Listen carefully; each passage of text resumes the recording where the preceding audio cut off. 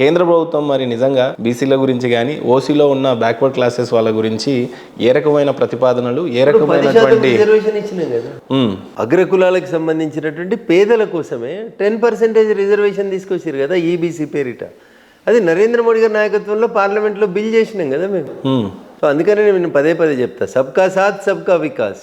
అది ముస్లిం ఆడబిడ్డల కోసం తెచ్చిన ట్రిపుల్ తలాక్ అయినా, లేకపోతే అడ్డగోలుగా సంపాదించుకుంటున్నటువంటి కొంతమంది ముస్లిం ముల్లాలకి మౌలానాలకి వ్యతిరేకంగా తెచ్చిన వక్ఫ్ రద్దు అయినా, ఇట్లా ఏది తీసుకొచ్చినా కానీ సబ్కా సాత్ సబ్కా వికాస్ అనేది తీసుకొచ్చినా తప్ప ఇంకొకటి కాదు. ఎకనామికల్ వీకల్ సెక్షన్ కోసం ఈబీసీ రిజర్వేషన్స్ 10% తీసుకొచ్చింది నరేంద్ర మోడీ గారి ప్రభుత్వమే. ఏ రకంగా పనిచేస్తా ఉంది ఇప్పుడు? దురదృష్టం కొన్ని రాష్ట్రాలు అమలు చేయట్లేదు, కానీ భారత ప్రభుత్వం ఖచ్చితంగా దాన్ని అమలు చేస్తూ ఉంది. అనేక మంది అగ్రకులాల్లో ఉన్నటువంటి పేదలకి రిజర్వేషన్స్ ఉపయోగపడతా ఉన్నాయి. భారతదేశంలో ముందు నుంచి చూస్తున్న, ఎస్పెషల్లీ బీజేపీ ప్రభుత్వం వచ్చిన తర్వాత వన్ నేషన్ థియరీ ఎక్కువగా చూస్తూ ఉన్నాం. వన్ నేషన్ వన్ రేషన్ అన్నట్టు, లేకపోతే భారతదేశంలో చూసినట్లయితే వన్ నేషన్ వన్ ట్యాక్స్ అని, ఇట్లా ఏది చూసినా వన్ నేషన్ థియరీ ఎక్కువగా కనపడతా ఉంది. ఇప్పుడు కొత్తగా చూసినట్లయితే వన్ నేషన్ వన్ ఎలక్షన్ అని అంటున్నారు. జమిలీ ఎలక్షన్స్ వల్ల ఉండే నష్టాలేంటి, లాభాలేంటి, అసలు జమిలీ ఎలక్షన్స్ జరుగుతాయా, జరిగిన తర్వాత ఉండే పరిణామాలు ఏ రకంగా ఉంటాయి, అసలు పాస్ అవుతుందా ఇది? సో నరేంద్ర మోడీ గారు ఉంటే ఏదైనా ముమ్కినే అంటారు, మోడీ అయితే ముమ్కినే అంటారు. అంటే అసాధ్యం అనేది నరేంద్ర మోడీ గారి డిక్షనరీలో ఏది లేదు. భారత పార్లమెంట్లో వారు ప్రవేశపెట్టే ప్రతి బిల్లు కూడా పాస్ అవుతూనే వస్తుంది. అన్న దాన్ని పూర్వాపరాలకు పోయేకంటే ముందు నేను మీకు 2 విషయాలు చెప్పదలుచుకున్నాను.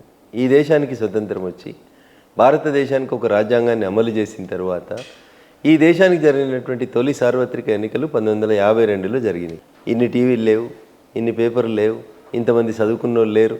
200 సంవత్సరాల బానిసత్వానికి వ్యతిరేకంగా పోరాటం జరిగి బయటపడింది ప్రజలు. 1952లో ఈ దేశంలో ఉన్న అన్ని రాష్ట్రాల శాసనసభలకి ఈ దేశ పార్లమెంట్కి ఎన్నికలు జరిగినాయి. ప్రజలు ఓట్లు వేయలేదా అన్న? కొన్ని రాష్ట్రాల్లో వేరే పార్టీలు గెలిచినాయి, కేంద్రంలో ఒక పార్టీ అధికారంలోకి వచ్చింది. 1952 మొదటి సార్వత్రిక ఎన్నికలు అన్ని రాష్ట్రాలు పార్లమెంట్కి కలిపి జరిగినాయి. 1957 రెండవ సార్వత్రిక ఎన్నికలు అన్ని రాష్ట్రాలు పార్లమెంట్కి కలిసి ఒకటేసారి జరిగినాయి. 1962 మూడవ సార్వత్రిక ఎన్నికలు అన్ని రాష్ట్రాలకి దేశానికి కలిపి జరిగినాయి. 1967 నాలుగవ సార్వత్రిక ఎన్నికలు అన్ని రాష్ట్రాలకి దేశానికి కలిపి ఎన్నికలు జరిగినాయి. అన్న ఇంత లిటరసీ లేనప్పుడు, ఇన్ని టీవీలు లేనప్పుడు, ఇన్ని చర్చలు లేనప్పుడు, కాశ్మీర్ నుంచి కన్యాకుమారి దాకా ప్రజలు 4 సార్లు ఒకటే రకంగా ఎన్నికలలో పాల్గొని ఓట్లేయగలిగినప్పుడు, 2025 రాకెట్ యుగం నడుస్తున్నప్పుడు జమిలీ ఎన్నికలకు వచ్చిన ఇబ్బంది ఏముందన్న? వన్ నేషన్ వన్ ఎలక్షన్ అంటూ వచ్చేటువంటి ఇబ్బంది ఏముంది? వన్ నేషన్ వన్ ఎలక్షన్ కాన్సెప్ట్ని ఖరాబ్ చేసిందే కాంగ్రెస్. ఈ దేశ తొలి ప్రధాని జవహర్లాల్ నెహ్రూ గారు కేరళలో ఎన్నికైనటువంటి కమ్యూనిస్టు ప్రభుత్వాన్ని, కమ్యూనిస్టులకి వాళ్ళకి చెడిన తర్వాత మొట్టమొదటిసారిగా ఒకసారి ప్రజల చేత ఎన్నుకోబడినటువంటి ఒక కమ్యూనిస్టు ప్రభుత్వాన్ని రద్దు చేసి ఈ వన్ నేషన్ వన్ ఎలక్షన్స్ని డిస్టర్బ్ చేసినటువంటి గౌరవ ప్రధాని ఎవరంటే ఈ దేశ తొలి ప్రధాని జవహర్లాల్ నెహ్రూరే. ఇప్పుడు వన్ నేషన్ వన్ ఎలక్షన్ వస్తే మీకు వచ్చే ఇబ్బంది ఏంది? గతంలో మీరే చేసినప్పుడు ఇప్పుడు ఒప్పుకోకపోవడానికి గల కారణాలు ఏంటి? వార్డు మెంబర్కి వేరే వేస్తారు, సర్పంచ్కి వేరే వేస్తారు, ఎంపీటీసీకి వేరే వేస్తారు, జడ్పీటీసీకి వేరే వేస్తారు, ఎమ్మెల్యేకి వేరే ఓటేస్తారు, ఎంపీకి వేరే ఓటేస్తారు. అరే నీకంటే నాకంటే ప్రజలు 100 రెట్లు తెలివైన వాళ్ళన్నా వాళ్ళ అమాయకులని ఎట్లా అంటావు నువ్వు? వాళ్ళకి తెలియదు ఎట్లా అంటావు? వన్ నేషన్ వన్ ఎలక్షన్ తోటి మీకు వచ్చే నష్టమైంది 52లో 57లో 62లో 67లో నష్టం లేనప్పుడు 29లో వచ్చే నష్టమైంది బీజేపీ చేస్తుంది కాబట్టి మనం వ్యతిరేకించాలి. ఇంతకు మించి వేరే మూర్ఖత్వం లేదు అందులో. వన్ నేషన్ వన్ ఎలక్షన్ ప్రజల మీద వ్యయ ప్రసారాన్ని తగ్గిస్తుంది. ప్రతి 6 నెలలకోసారి ఎలక్షన్ కోడ్ పెట్టే బాధ తగ్గుతుంది.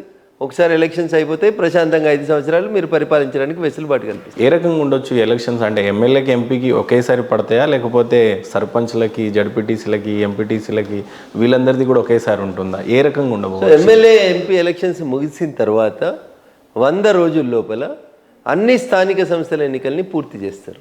ఇది one nation one election theory. One nation one ఎలక్షన్లో అసెంబ్లీకి పార్లమెంట్కి ఒకసారి అయితే ఎన్నికలు, ఆ తర్వాత గ్రామ పంచాయతీలకి మున్సిపాలిటీలకి మండలాలకి జిల్లా పరిషత్లకు వీటన్నింటికి కలిపి 100 డేస్ లోపల ఆ రాష్ట్ర ప్రభుత్వం ఎన్నికలు పూర్తి చేస్తుంది. ఈ రకంగా 2 రకాలుగా జరుగుతాయి. ఒకసారి అసెంబ్లీ పార్లమెంట్కి, తర్వాత స్థానిక సంస్థలకి.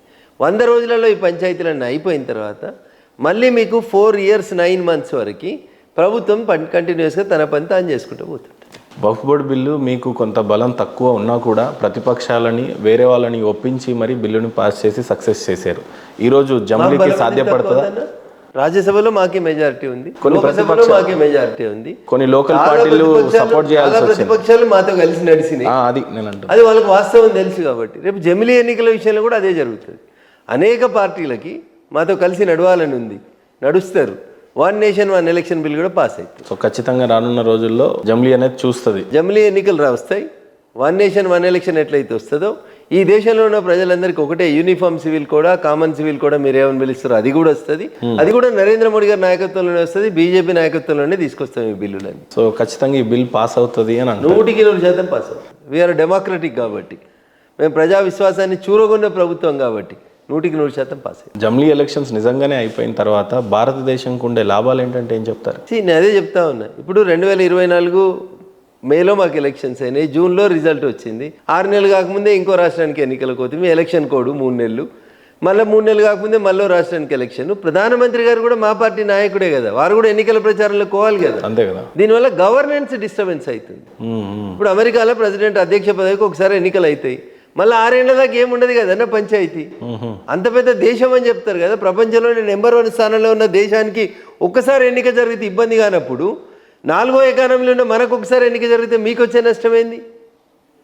సో కంపారిజన్ లేదు. బట్ నేనేమంటున్నా, మన డెమోక్రటిక్ స్పిరిట్ చాలా గొప్పది. ఎలక్షన్ల తెల్లారి మీరు పేపర్లో చూస్తే 90 ఏళ్ళ ముసలవని మంచం మీద పట్టుకొని వచ్చి 4 ఎత్తుకొని వచ్చి ఓటేపిస్తారు. ఎందుకవ్వా నీకు ఈ కష్టం అని అడిగితే అవ్వ చెప్తుంది, ఓటు వేయకపోతే బిడ్డ జనాభా లెక్కలలో లేనట్టట కదా అని చెప్తుంది. కానీ చాలా మంది చదువుకున్న వాళ్ళు ఓటు అంటే సెలవు అని చెప్పి ఎంజాయ్ చేస్తారన్న, మాళ్ళకు పోతారు లేకపోతే సినిమాలకు పోతారన్న. So this is the beauty of the democracy of this country, that you should understand. Intellectuals, బ్యూరోక్రాట్స్లు చేసే విమర్శలు ఏంటంటే, ఒక డిగ్రీ, పిహెచ్డి, ఎంబీఏ చేసిన తర్వాత నీకు ఉద్యోగం రావట్లేదు అని అంటే నీ ఎడ్యుకేషన్లో ఏదో తప్పు ఉంది, అందుకని నీకు రావట్లా. లేదు, ఒక స్టార్టప్ చేసుకోవడానికో లేకపోతే ఇంకా ఏదైనా బాగా థింక్ చేయాలి అని అంటే దేనికైనా ఎడ్యుకేషనే చాలా ఇంపార్టెంట్ అంటారు. అలాంటి ఎడ్యుకేషన్ని చాలా గతంలో నిర్లక్ష్యం చేశారు. సో బీజేపీ వచ్చిన తర్వాత ఎడ్యుకేషన్ పాలసీస్ మీద ఏ రకమైనటువంటి బడ్జెట్ ప్రవేశపెట్టింది, ఏ రకమైనటువంటి పాలసీస్ చేంజ్ చేసి నిజంగానే చదువుకున్నటువంటి విద్యార్థులకి ఆ విద్య ఉపయోగపడే విధంగా ఉంది అని అంటే ఏం చెప్తారు? ముందుగా నేషనల్ ఎడ్యుకేషన్ పాలసీ అని 2020 తీసుకొచ్చినాం. దేశానికి స్వతంత్రం వచ్చినాక ఈ విద్యా వ్యవస్థ లోపల 34 ఏళ్ళ తర్వాత ఒక గొప్ప మార్పుని నూతన జాతీయ విద్యా విధానం ద్వారా ప్రవేశపెట్టి, సో పిల్లలకి స్పూన్ ఫీడింగ్ బంద్ చేసి తమ కాళ్ళ మీద తాళ్ళే ఐటీఐలు, ఐఐటీలు, పాలిటెక్నిక్లు, ఎక్కడైతే ప్రొడక్టివిటీ వైపు విద్యార్థులు మళ్ళడానికి, ఇప్పుడు చాలా చోట్ల చాలాసార్లు పేపర్లలో చూస్తాం మనం, ఒక ఇల్లు క్లీన్ చేయడానికి ఒక రోబోను ఒక ఐఐటి విద్యార్థి తయారు చేసిండు అని చూస్తాం. నాకు జరిగిన ప్రాక్టికల్ ఎగ్జాంపుల్ చెప్తాను. నేను మొన్న మార్చ్, ఏప్రిల్లో స్కూళ్ళలో ఒక స్కూల్కి వెళ్ళా, ప్రైవేట్ స్కూల్. విద్యార్థులంతా సైన్స్ ఎగ్జిబిషన్ పెట్టిండంటే ఒక 4th క్లాస్ స్టూడెంట్, ఒక 4th క్లాస్ అమ్మాయి తాము ఎండాకాలం సెలవులలో ఊరికి పోతే ఆ నెల 45 రోజులలో ఊరికి పోయి వచ్చేసరికి ఇంటి కాంపౌండ్లో ఉన్న మొక్కలు చనిపోకుండా ఉండడం కోసం డ్రిప్ ఎట్లా నడవాలి అని చెప్పి ఒక ఇన్స్ట్రుమెంట్ని తయారు చేసిందన్న. ఇది లెర్నింగ్ బై డూయింగ్, చదువుకుంటూనే వాళ్ళు పనిచేయడం ఎట్లా అనేది నేర్చుకునే విధానంగా మన విద్యా విధానం మారాలని కోరుకుంటున్నాం. మనం డిగ్రీ అయిపోయింది, ఉద్యోగం ఇయ్యనే కాడి నుంచి నేను ఒక పని నేర్చుకొని వచ్చిన, నాకు ఇంకో 10 మందికి ఉద్యోగం ఇస్తా అనే రీతి లోపల జాతీయ విద్యా విధానం లోపల మార్పులు తీసుకొచ్చేందుకే నూతన విద్యా విధానం పాలసీ తీసుకొచ్చినాం. దాంట్లో భాగంగా లెర్నింగ్ బై డూయింగ్. 4వ తరగతి అమ్మాయి ఒక ఆలోచన వచ్చింది, ఎండాకాలంలో మేము ఊరికి వద్దే నేను పెంచిన చెట్లకి ఏం కావాలని ఆలోచించింది. This is the greatness. ఎంతసేపు పిల్లల్ని పుస్తకాల పురుగులుగా బట్టి కొట్టే మిషన్లుగా మానేసి వాళ్ళని లెర్నింగ్ బై డూయింగ్కి తీసుకోవడం కోసం ప్రధానమంత్రి Shri schools, PM Shri schools కింద ఈ దేశంలో 14,500 స్కూళ్ళని, మోడల్ స్కూల్స్ని ఎంపిక చేసినాం. వీళ్ళందరి లోపల skill development, digital learning, multiple లాంగ్వేజెస్ని వాళ్ళ లోపల డెవలప్ చేసి వీళ్ళని భావి భారత పౌరులుగా తీర్చిదిద్దేందుకు పనిచేస్తూ ఉన్నాం. This is a great change అన్న.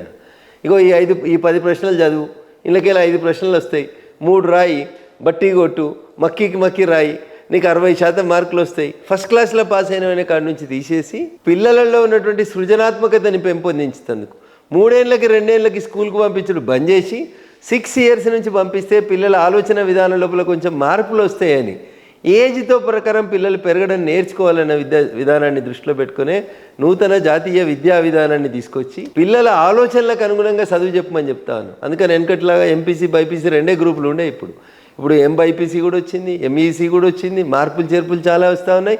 అట్లా విద్యా వ్యవస్థ లోపల మార్పులు, విద్యార్థులకు ఆసక్తి ఉన్నటువంటి రంగంలో పనిచేయించడానికి మా విద్యా విధానం మార్పు చేస్తూ ఉన్నాం. పిల్లల్లో ఉన్నటువంటి ఇన్నోవేటివ్నెస్ని ఎంకరేజ్ చేస్తూ ఉన్నాం. దానివల్ల భావి భారతంలో డిగ్రీ అయిపోయింది ఉద్యోగం ఏమనే స్థితి నుంచి నాది డిగ్రీ పూర్తయింది, నా దగ్గర ఇంకో 10 మందిని పెట్టుకొని నేను ఇంకా 10 మందికి ఉపాధి కల్పిస్తా అనే స్థితికి, అంటే బతుకు నేర్పించుతున్నాం. జీవిత విధానం లోపల మార్పులు నేర్పించి ప్రజల్ని సోమరిపోతుల నుంచి పని వైపు నెట్టడానికే నూతన జాతీయ విద్యా విధానం ఉపయోగకరంగా ఉంటుందని ఆలోచిస్తాను. ఎడ్యుకేషన్ బడ్జెట్ చూసినట్లయితే 50,000 నుంచి 60,000 కోట్ల వరకు స్పెండ్ చేసినట్టుగా కనపడతా ఉంది కేంద్ర ప్రభుత్వం. ఏ రకంగా దాన్ని వినియోగించుకోబోతున్నారు అని అంటే ఏం చెప్తారు? టెంపరీగా కొత్త బిల్డింగ్లు కట్టుర్రి, కొత్త కంప్యూటర్లు ఇరి అని చెప్తలేము మేము. ఉన్న వసతులని అక్కడ ఉన్నటువంటి పరిసరాలకు అవసరంగా, అక్కడ ఉన్నటువంటి విద్యార్థులకు అవసరంగా వాటిని అనుగుణంగా మారుస్తే, ఎవరు చెప్పినా ఒక పాపకి తన ఎండాకాలంలో ఇంటికి పోతే నా చెట్లు చచ్చిపోవద్దు, వాటికి నీళ్ళు కావాలనే ఆలోచన వచ్చి ఉంటుంది. 40-45 రోజులు ఒక మొక్క బతకాలి అంటే దానికి ఎన్ని నీళ్ళు అవసరమైతే అనే క్యాలిక్యులేషన్ ఎవరు చెప్పిరా పాపకి? So this is all innovation. రోజు ఆ చెట్టుకి నీళ్ళు అమ్మాయి పోసింది, ఆ చెట్టుని బతికించాలనుకుంది కాబట్టి అమ్మాయికి ఒక ఆలోచన వచ్చింది, ఈ చెట్టుకు రోజు ఇన్ని నీళ్లు పడతాయి, నేను 40 రోజులు మా అమ్మమ్మ ఊరుకో నానమ్మ ఊరుకో పోయి వచ్చేసరికి ఈ చెట్టు చచ్చిపోవద్దంటే మా పెరట్లో ఉన్న అన్ని మొక్కలకి ఇన్ని నీళ్లు కావాలని ఆలోచించింది. ఇది ఎందుకు వచ్చింది? Learning by doing. నువ్వు ప్రాక్టికల్గా ఉంటే వస్తుంది. కోళ్ళని పోల్ట్రీ ఫామ్లో పెట్టి ఏసీలో పెట్టి పెంచినట్టు పెంచకుండా పిల్లల్ని బయటి ప్రపంచంతో ఎడ్యుకేట్ చేసి బయటి ప్రపంచంతో కలిసి పెరిగేలాగా చేస్తే పిల్లలకి ప్రపంచం, పర్యావరణం అన్నీ నేర్పిస్తుంది వాళ్ళకి. ఇలా పర్యావరణం బాగుండాలని పిల్లలు చాలా చేస్తూ ఉన్నారు, ప్లాస్టిక్ని వాడకుండా చేస్తూ ఉన్నారు. So these are all innovations. ఈ ఇన్నోవేషన్స్ వైపు విద్యార్థుల్ని నడిపిస్తూ ఉన్నాం. దానికి నూతన జాతీయ విద్యా విధానం ఉపయోగపడుతుంది. బడ్జెట్లో మేము ఇచ్చిన PM-3 స్కూల్స్ డెవలప్మెంట్ చేయడం, టాయిలెట్స్ లేకపోవడం, లైబ్రరీ లేకపోవడం, ల్యాబ్స్ లేకపోవడం, ఇట్లాంటి కొరతలు తీర్చి చదువుకునేప్పుడే పిల్లల లోపల సృజనాత్మకతను పెంచడానికి PM-3 స్కూల్స్ ఉపయోగపడతాయి. భారతదేశంలో గతంలో బీజేపీ ప్రభుత్వం ప్రయత్నించినటువంటి 3 చట్టాలని వెనక్కి తీసుకోవడం జరిగింది, ఆమోదించలేదు. భారతదేశంలో రైతుని రాజు చేస్తానని, లేకపోతే రైతు యొక్క రెవెన్యూ ఆర్థిక పద్ధతిని పెంచుతామని చెప్పి బీజేపీ చాలాసార్లు అనడం జరిగింది. సో ఉన్నటువంటి ఈ 11 సంవత్సరాలలో బీజేపీ రైతులకు ఏమైనా చేసింది అని అంటే ఏం చేసింది అని అంటారు? రానున్న రోజుల్లో బీజేపీ రైతుల కోసం ప్రవేశపెట్టిన బడ్జెట్లు కానీ ఏ రకంగా వినియోగిస్తారు? అన్న, వెనకటికి 2004 నుంచి 2014 మధ్యలో దేశంలో ఏ రాష్ట్రంలో చూసినా యూరియా కావాలంటే సఫిషియెంట్ యూరియా దొరికేది కాదు. రాత్రిపూట లైన్లో నిల్చొని చెప్పులు పెట్టి, గొంగళ్ళు పెట్టి, బ్యాగులు పెట్టి ఇంటికి పోయి పడుకొని పొద్దుగాలు వచ్చి లైన్లో నిల్చొని కొట్టుకునే పరిస్థితి. యూరియా కోసం లైన్లో నిల్చొని చచ్చిపోయిన రోజుల నుంచి ఈరోజు మీకు ఎంత యూరియా కావాలంటే యూరియాని ఇచ్చే స్థితికి భారతదేశం ఎదిగింది. ఉత్తగానే రాలేదన్న, చిన్న ఆలోచన. మరి ఆక్స్ఫర్డ్లో చదివిన వాళ్ళకి, కేంబ్రిడ్జ్లో చదివిన వాళ్ళకి ఎందుకు రాలేదో నాకు తెలియదు. యూరియా అంతా అప్పుడు బ్లాక్ మార్కెటింగ్కి పోయేది, పాల తయారీకి వాడుకునేటోళ్ళు, ఇతర కెమికల్స్ తయారీలో వాడేటోళ్ళు. ఇప్పుడు నరేంద్ర మోడీ గారు ప్రధానమంత్రి అయిన తర్వాత ఒక చిన్న లాజిక్, యూరియాకి వేప నూనెను యాడ్ చేసి దాన్ని చేదుగా చేసేస్తే you cannot add it in any other chemicals. ఈ ఒక చిన్న ఆలోచన రాలేదు ఆక్స్ఫర్డ్లో, కేంబ్రిడ్జ్లో చదువుకున్న వాళ్ళకి. నరేంద్ర మోడీ గారు వచ్చినాక చేస్తే భూమికి ఫెర్టిలిటీ పెరిగింది, రైతుకి యూరియా దొరికే స్థితికి వచ్చినాం. మనం ఏ సీజన్కి ఆ సీజన్కి ముందే రైతులకు కావాల్సినటువంటి అన్నీ కూడా ఇస్తూ ఉన్నాం. అంతర్జాతీయ మార్కెట్లో యూరియా బ్యాగ్ విలువ 3,500కి పెరిగింది. దాదాపు 3,200 భారత ప్రభుత్వమే సబ్సిడీ ఇస్తుంది. ఒక చిన్న సన్నకారు రైతుకి ఏడాదికి 5 బస్తాలు పడతాయంటే ఎన్ని పైసలు మిగులుతున్నాయన్నా? 3,000 లెక్కేసుకున్నా 15,000 రూపాయలు నేరుగా మిగులుతున్నట్టు. PM కిసాన్ సమ్మాన్ నిధి కింద 3 ఇన్స్టాల్మెంట్ల కింద ప్రతి రైతుకి 2,000 చొప్పునిచ్చి చిన్న సన్నకారు రైతులకి సంవత్సరానికి 6,000 ఇచ్చి వాళ్ళకి సాయం చేస్తున్నాం కదన్నా. నేను ఇందాక చెప్పిన డ్రోన్లు తీసుకొచ్చినాం కదన్నా, కూలీలను పెట్టి మందు కొట్టుడు బంద్ చేసి ఒక రైతు డ్రోన్ ఆపరేట్ చేసి తన పొలం అంతా మందు కొట్టుకునేటువంటి పరిస్థితి తీసుకొచ్చినాం. వ్యవసాయంలోకి ఆధునిక పనిముట్లు తీసుకొచ్చినాం. వ్యవసాయ రంగాన్ని మోడర్నైజేషన్ వైపు నడిపిస్తూ ఉన్నాం. ఎక్కడికక్కడ రైతుల్ని స్వయం సమృద్ధి చేస్తూ ఉన్నాం. ఇవన్నీ ఆదాయాన్ని పెంచడానికి ఉపయోగపడేటువంటి పక్క దేశాల్లో చూసినట్లయితే అగ్రికల్చర్లో వాడుతున్నటువంటి ఇన్నోవేషన్ మిషన్స్ భారతదేశంలో ఇంకా ఆ టెక్నాలజీని ఆమడ దూరంలోనే ఉన్నట్టుగా కనపడతా ఉంది. బీజేపీ తీసుకున్నటువంటి చొరవ ఏ రకంగా ఉంది అని అంటే ఏమంటారు? సరే, అదే చెప్పిన ఇందా మీకు డ్రోన్లను తీసుకొచ్చినాం అంటున్నా. కూరగాయలకు మందు కొట్టాలి, ఒక చెట్టుకు మందు కొట్టాలంటే స్పెసిఫిక్గా పోయి అక్కడికే డ్రోన్ ద్వారా పోయి కొట్టగలిగే స్థితికి తీసుకొచ్చినాం. అంతర్జాతీయ మార్కెట్ లోపల ఉన్నటువంటి ఒడిదుడుకులు దేశీయ మార్కెట్లో ఉన్న ఒడిదుడుకుల్ని దృష్టిలో పెట్టుకొని ఈనాం వ్యవస్థ, నువ్వు నిజామాబాద్లో ఉండే రైతు నిజామాబాద్లోనే మార్కెట్ యార్డ్లో కూర్చొని దేశంలో ఎక్కడ ఎక్కువ ధర ఉంటే అక్కడ తను పండించినటువంటి పంటలు అమ్ముకోవడానికి ఈనాం వ్యవస్థను తీసుకొచ్చినాం. ఇంగ్లీష్ అక్షరం ఈనాం అది తీసుకొచ్చినాం. వ్యవసాయ పనిముట్లకి రైతులకి పైసలు ఇస్తున్నాం, కోల్డ్ స్టోరేజ్లు కట్టిస్తున్నాం, గోడౌన్లు కట్టిస్తున్నాం. రైతు ఇమ్మీడియట్గా అమ్ముకోకుండా తన పండించిన పంటను నిల్వ చేసుకొని తనకు మార్కెట్లో అనుకూలమైన రేట్ వచ్చినప్పుడు అమ్మేందుకు ఉపయోగపడతా ఉన్నాం. పిఎం కిసాన్ సమ్మాన్ నిధి ఇచ్చినాం, డ్రోన్లు తెచ్చినాం, ట్రాక్టర్లు ఇచ్చినాం, వ్యవసాయ పనిముట్లు ఇచ్చినాం, డ్రిప్ ఇరిగేషన్ ఎంకరేజ్ చేస్తూ ఉన్నాం. సబ్సిడీ మీద రైతుకు కావాల్సినటువంటి అన్ని సదుపాయాలను ఇస్తూ ఇంకా మీరు అన్నట్టు ఇంకా చేయాల్సినవి చాలా ఉన్నాయి. అంతర్జాతీయ మార్కెట్కి పోటీ పడడానికి ఇంకా రైతు కొన్ని అవసరాలు ఉన్నాయి. వాటి ఖచ్చితంగా నెరవేరుస్తాం, తీరుస్తాం. మీరు చెప్పినటువంటి చట్టాలను నరేంద్ర మోడీ గారే ఉపసంహరించిండ్రు. నరేంద్ర మోడీ గారి ప్రభుత్వమే ప్రవేశపెట్టింది, నరేంద్ర మోడీ గారి ప్రభుత్వమే విత్డ్రా చేసుకుంది. సందర్భం అది మీకు తెలిసినటువంటి అంశమే. కావాలని దాని మీద బురద జల్లినారు తప్ప ఇంకొకటి కాదు. ఏ దేశంకైనా గట్టి పిల్లర్లుగా ఉండేది ఏదన్నా ఉందంటే ఈజీ ఆఫ్ డూయింగ్ బిజినెస్ ఒకటి, స్టార్టప్ బిజినెస్ ఒకటి. ఆ ర్యాంక్లో చూసినట్లయితే భారతదేశంలో ఈజీ ఆఫ్ డూయింగ్ ఏ రకంగా ఉంది బిజినెస్ విషయంలో, స్టార్టప్ చేస్తున్నటువంటి యువతకి ఏ రకమైనటువంటి బడ్జెట్ ప్రవేశపెట్టి సపోర్ట్ చేస్తున్నారు, ఫ్యూచర్లో ఏ రకంగా స్టార్టప్ ఇండియా కానీ ఎంటర్ప్రెనర్స్కి కానీ బీజేపీ ఏ రకంగా సపోర్ట్ చేయబోతుంది అని అంటే మీరు ఏం చెప్తారు? ఇప్పుడు ఈజ్ ఆఫ్ డూయింగ్ బిజినెస్లో నరేంద్ర మోడీ గారు ప్రభుత్వం అధికారంలోకి వచ్చేసరికి భారతదేశం ప్రపంచ ర్యాంకులలో 132వ ర్యాంకులో ఉండే, ఈరోజు 63వ ర్యాంక్ వచ్చింది. సో ఎంత గణనీయమైనటువంటి మార్పు వచ్చిందో మీరు ఒకసారి అర్థం చేసుకోవాలి. ఈ దేశంలో దళితులను ఉద్దేశించి దళితుల్ని పారిశ్రామికవేత్తల్ని చేసేందుకు డిక్కీ అని ఒక సంస్థ పనిచేస్తుంది. నరేంద్ర మోడీ గారు ప్రధానమంత్రి అయ్యే కంటే ముందు ఏ ప్రధానమంత్రి కూడా డిక్కీ ప్రోగ్రామ్కి ఫుల్ డే అటెండ్ కాలేదు. వచ్చి రిబ్బన్ కట్టేసి ప్రోగ్రామ్ ఆన్ అయిందని వెళ్ళిపోయేటోళ్ళు. కానీ ఒక దేశ ప్రధాని సాక్షాత్తు ఫుల్ డే కూర్చొని దళిత పారిశ్రామికవేత్తల ఆలోచన విధానం ఎట్లుంది, ఏం చేయాలనే దాని లోపల కూడా ఆయన ఇంటరాక్ట్ అయినాడు. So this is how we will concern. మా కన్సర్న్ ఇట్లా పేద ప్రజల కోసం ఉంటుంది.